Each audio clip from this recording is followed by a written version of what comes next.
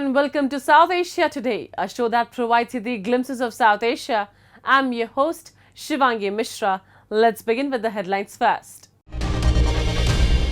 Driving India's growth with resilient textile industry expansion. Locals in Karachi express frustration amid increasing inflation. And a store inhabitants protest against rampant land grabbing activities in Gilgit-Baltistan. Let's begin the show. The Indian textile industry, a resilient contributor to the economy, has thrived for generations. As India's economy continues to grow, the sector is poised for significant expansion. Predictions suggest its GDP contribution will double by the decade's end, accompanied by substantial growth in exports. This industry plays a crucial role in driving India's economic growth.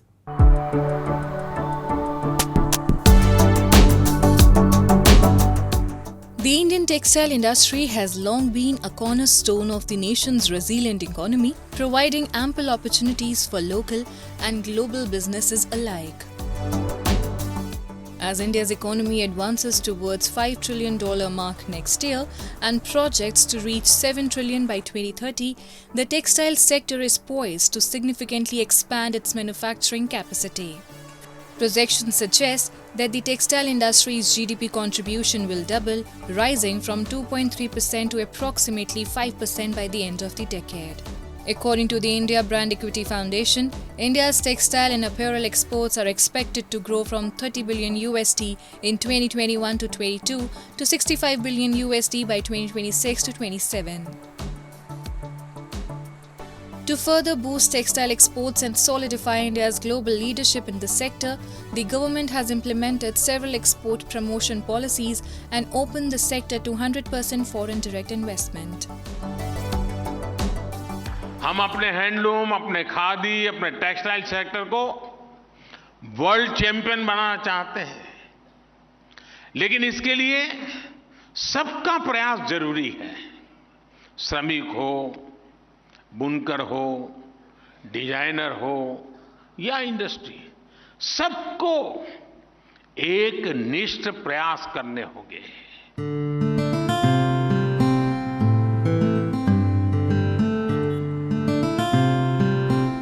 Surat, a city located in western India, stands as Asia's largest textile market, hosting some of the country's largest textile industries, driving the manufacturing sector. One notable player is the Lakshmipati Group, renowned for its high-quality man-made fabrics and a diverse range of clothing including saris, kurtis, gowns and shirts, catering to a broad customer base.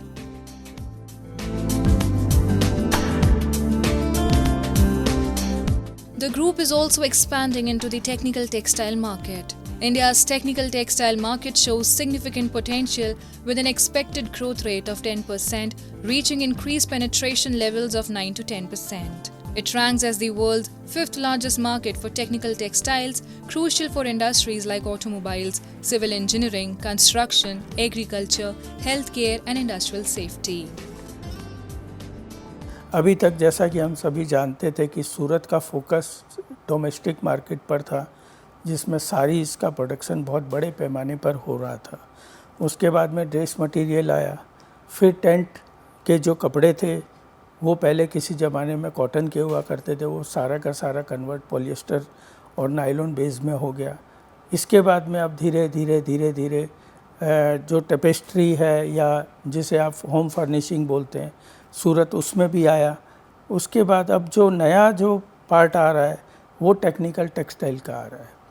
तो ये एक तरीके से देखा जाए तो सूरत का जो डाइवर्सिफाई है प्रोडक्ट में बहुत अच्छे से होता जा रहा है, जिसमें कि कल तक जो हम कपड़े चाइना से या किसी और देशों से भी हम इंपोर्ट करते थे, वो सारे कपड़े अब धीरे धीरे सूरत में बनने के लिए आने लगे और सूरत को धीरे धीरे उनमें भी महारत हासिल होने लगी है। Saris continue to hold a timeless charm in India and beyond, revered as the most ethnic and regal attire for women, especially during weddings. Neeta Ambani, founder and chairperson of Reliance Foundation, highlighted this charm by visiting Varanasi city to place a substantial order of exclusive handcrafted Banarsi sarees ahead of her son Anant Ambani's wedding ceremony. This gesture underscores the country's commitment to preserving traditional handlooms alongside advancements in textile technology. With increasing consumerism and disposable incomes, India's retail sector has experienced rapid growth over the past decade. The future of India's textile industry appears promising, driven by robust domestic consumption and growing export demand.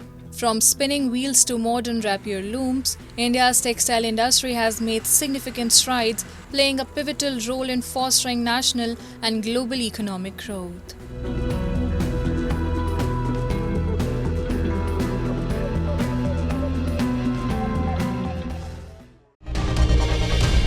Pakistan is facing ongoing economic challenges. The country has been reeling under massive economic woes. Despite the transition to a new government, recent weeks have seen a surge in the prices of essential commodities such as electricity, gas, petrol, food and clothing, thereby elevating the cost of daily necessities for the populace. This surge in inflation has hit the hardest the families of salaried and middle-class individuals. 2023 was a tumultuous year for Pakistan. Mass protests, political instability, terrorism, economic crisis, the country saw it all. This year is no different than the previous year, as the nation finds itself entrenched in an economic quagmire while grappling with a surge in militant activity, deepening concerns about its stability following the February 8 general elections. Pakistan's economic crisis continues to worsen as the country struggles to cope with mounting debt, global inflation, and a sustained drop in GDP growth. The impact of this economic strain is deeply felt by the populace, with essentials becoming increasingly unaffordable for many. Pakistan's residents are grappling with the harsh realities of skyrocketing inflation and hefty tax duties, which are placing immense financial strain on daily life. तुमने शहर के लोगों का जीना आराम किया है, ना दिन का सुकून है, ना रात का चैन है. Essential goods like food, electricity and gas have become prohibitively expensive, pushing ordinary salaried individuals to the brink of financial instability.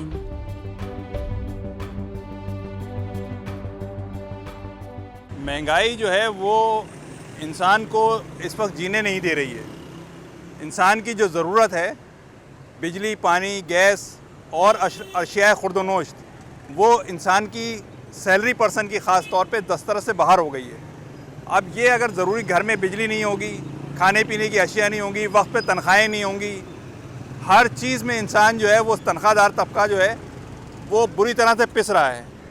और इसकी वजह जो है वो हुकूमत की, इदारों की नाअहली है. Compounding these challenges is the weighty tax burden imposed by the government. Increased tax on a wide range of goods and services have further strained the budgets of ordinary citizens. Many criticize the government's inefficiency in managing these economic pressures. Despite policies aimed at stabilizing the economy, the anticipated relief has failed to materialize, leaving the public to bear the brunt of these shortcomings. कोई ऐसी अशिया नहीं है जिस पर tax ना हो. आप घर के इस्तेमाल की दालें ले लें, चावल ले लें, आटा ले लें, इवन के जो वॉशरूम में इस्तेमाल होने वाली चीज़ें जिसमें साबुन है, उसमें भी हम 3 से 5 रुपए एक साबुन के पीछे टैक्स दे रहे हैं. शैम्पू है, सर्फ है, कोई ऐसी चीज़ नहीं है जिस पर टैक्स ना हो. बिजली का बिल है, उसमें टैक्सेस हैं, एक्स्ट्रा टैक्सेस हैं.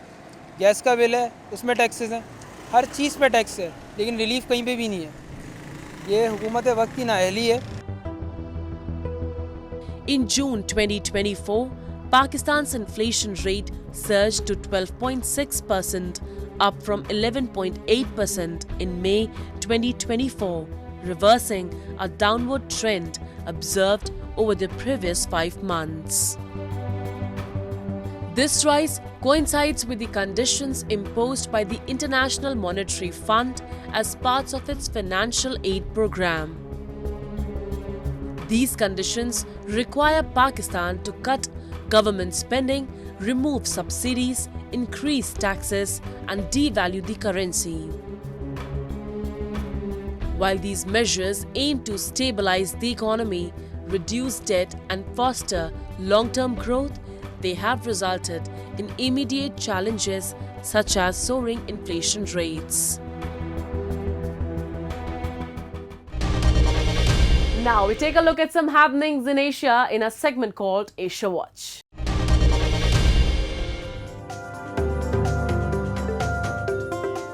Different from region to region and from tribe to tribe, the yagal is a traditional headband made of goat's hair, and it is used by men to keep shehma or kufias placed on the head. Today, like it did in ancient times, the agal is used as a symbol of prestige and dignity. Agal maker Hussain Fadil tells Reuters as he explains how this ancient accessory is produced. In a local market at Iraq's Najaf, customers pass by stores and try on agals to purchase. The color, thickness, and the material of the agal reveal one's region. The city of Samawa is characterized by a large and thin agal. Worn by Arabs coming from the Arabian Peninsula, Iraq, Jordan, portions of Egypt, Palestine, and Syria, the agal is a symbol of a rich historical ancestry. Its use dates back to ancient times. Moreover, Al-Shamari explains how dressed in agal is not only confined to the countryside anymore, even the young generation is wearing it as it brings nobleness. He believes that tribal disputes can be resolved by or even terminated only by people wearing the agal.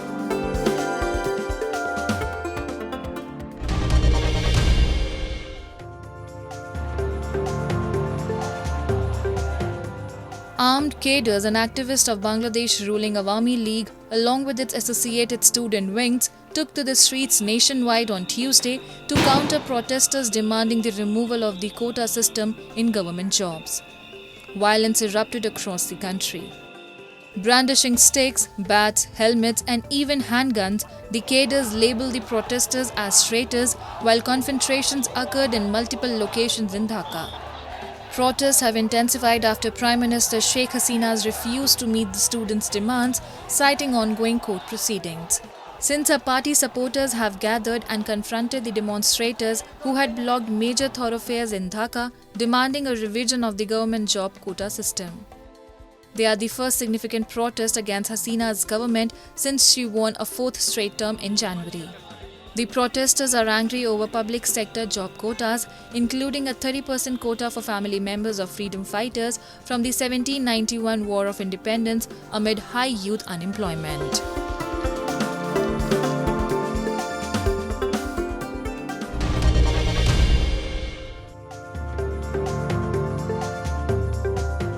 Islamist militants attacked a military base in northwestern Pakistan, killing 8 security personnel, the military said, after a suicide bomber rammed a vehicle loaded with explosive into a perimeter wall.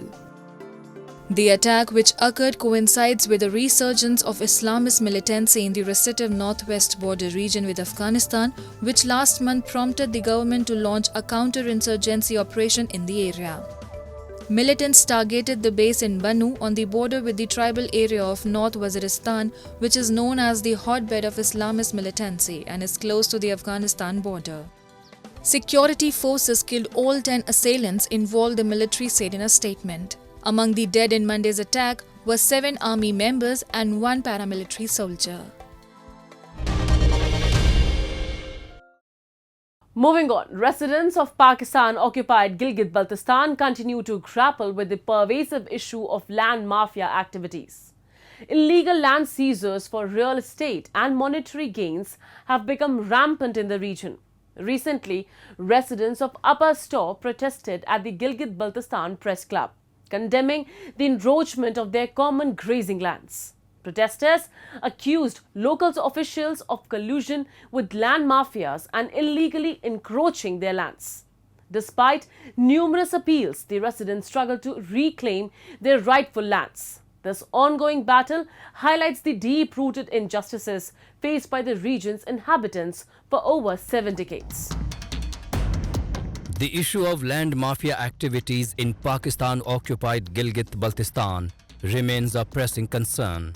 Unlawful land seizure through forceful or deceitful means for real estate or monetary gains have become prevalent in the region. Protesting against one such incident in Upper Astor, many residents wielding placards and chanting slogans held demonstrations at the Gilgit-Baltistan Press Club. According to the accounts of the inhabitants, several common grazing lands in Upper Astor have been encroached upon by the land mafias active in the area. हमारा जो इलाका है वो 5 गांवों पर मुश्तमिल एक चरागाह है और वो चरागाह हमारे ही इलाके के, हमारे ही सन अफसाइल, हमारे ही भाई, एक ही ख़ानदान के 3 या 4 अफराद हैं। उन पर मुश्तमिल एक गुरोह ने 2009-10 में जो इंतकाल हुई थी, उस इंतकाल को उन्होंने मनसूख करके रात की तारीकी में अपनी मदद आप और उस वक्त के महकमे के चंद काली बेड़ियों की मिली भगत से उन्होंने इलाके के चरागे को अपने नाम पे करने की कोशिश की। और एक चीज़ मैं यहाँ पे क्लियर कर दूँ, ये किसी इदारे के लिए उन्होंने सेटल नहीं किया, बल्कि अपने लिए 3-4 लोगों पर मुश्तमिल ख़ानदान के लोगों ने अपने ही नाम कराया हुआ है। और वो हिस्सा और वो खित्ता जो उन्होंने अपने नाम पे किया हुआ है, वो इलाके के 5 गाँवों का मुश्तरका चरागाह है। The testimonies of the protesters highlight the injustice and frustration experienced by local communities who are denied access to their own lands. Despite their regular appeals to authorities, many face challenges in reclaiming their rightful land and accuse authorities of colluding with land mafias in the encroachments. हम इन तमाम चीज़ों को मद्देनज़र रखते हुए हमने मुतल्लिका जो महकमा है, महकमे माल और उसके साथ जो कंसर्न इदारे हैं, उनसे हमने 12 अपील की, दरखास्तें दी। उस वक्त भी अभी भी चंद ऐसे लोग इन्वॉल्व हैं जो उनके साथ मिले हुए हैं, जो माफिया है, लैंड माफिया, उनके साथ मिले हुए हैं। वो अभी भी हमारी जिस किस्म की भी कोई एप्लीकेशन जाती है, वो उसको वहाँ से गायब कराते हैं। ज़मीन को भी अपने नाम पे किया और साथ में जो मिल्कियती ज़मीन थी, जो मालिकान थे, वो मालिकान को पता ही नहीं हमारी ज़मीन है कि नहीं। अब जब वो जाके अपनी ज़मीन में खड़े हो जाते हैं तो उस ज़मीन से उन्हें बेदखल किया जाता है। लिहाजा फॉरेस्ट कमांडर और चीफ सेक्रेटरी साहब से हमारी गुजारिश है या वो हमारे लिए मुतबादिल कोई जगह दे दें, अगर नहीं दे सकते हैं वो तो वो फिल फॉर इस सेटलमेंट को मनसूख करें और उस सेटलमेंट में मुलविस जो अनासिर थे उनके खिलाफ फौरी इक़दामात करें और उनके खिलाफ जो है वो महकमाना कार्रवाई होनी चाहिए। The protest against land grabbing in POGB reflects the residents' ongoing struggle against the encroachment of the land mafia. It has been over 7 decades since the residents of Pakistan-occupied Gilgit-Baltistan have been facing such injustices. Pakistan itself is the chief illegal encroacher in Gilgit-Baltistan. In such a scenario, protests against the stooge administration in the region are just manifestations of the anger the residents have held against them for decades. Mangoes, often called the king of fruits, are a global favorite, with Indian mangoes particularly celebrated for their exquisite taste.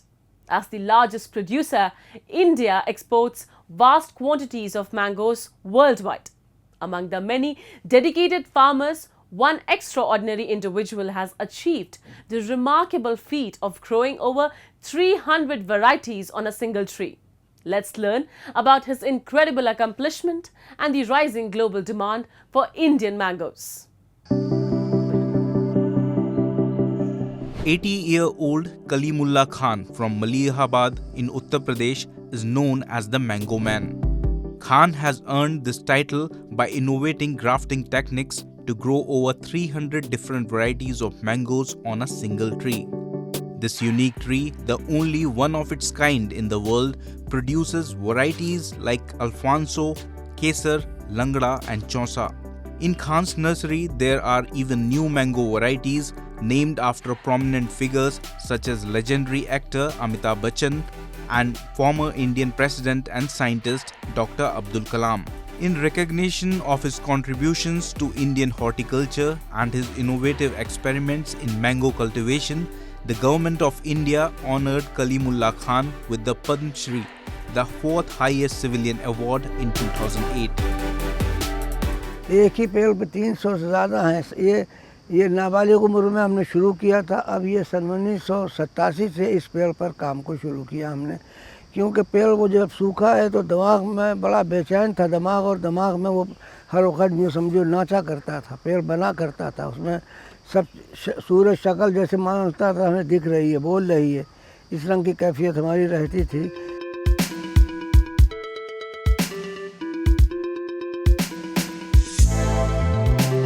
Although mangoes are produced in various states across India, the most famous region is Malihabad in Uttar Pradesh. Mangoes from this region are loved worldwide for their exceptional taste and delightful aroma.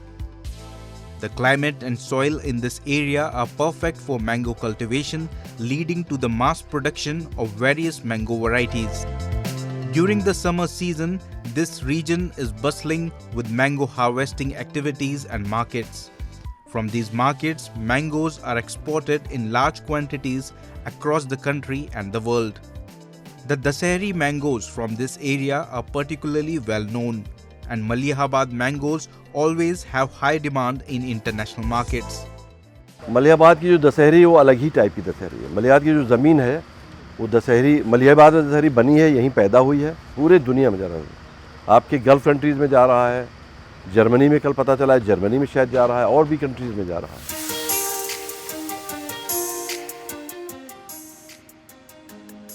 Apart from Uttar Pradesh, Andhra Pradesh, Karnataka, Bihar, Madhya Pradesh, Gujarat and Telangana are other Indian states where mangoes are produced in large quantities.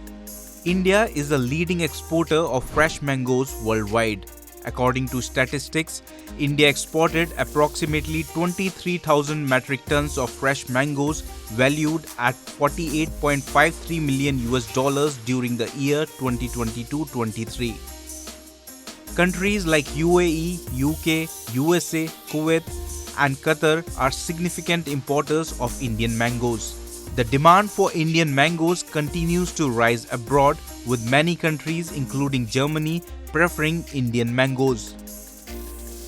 I'm very excited because everybody knows how much I like mangoes, and when you go through European supermarkets in Germany or elsewhere, basically the main mangoes you find are from Brazil or West Africa, and I think Europeans deserve to have the good mangoes coming from South Asia, from India in particular. So what we have now is indeed the first batch of mangoes from North India.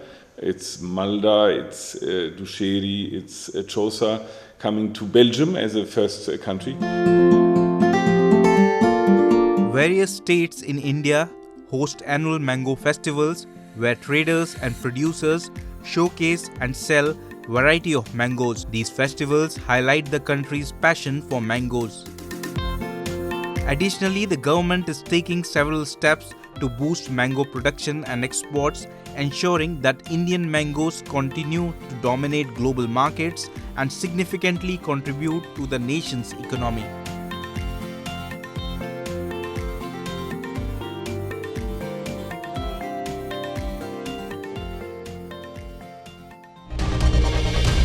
Now it's time for me to wrap up today's episode. We'll be back next week at the same time. This is Shivangi Mishra signing off on behalf of the entire production team of South Asia Today. Goodbye and take care.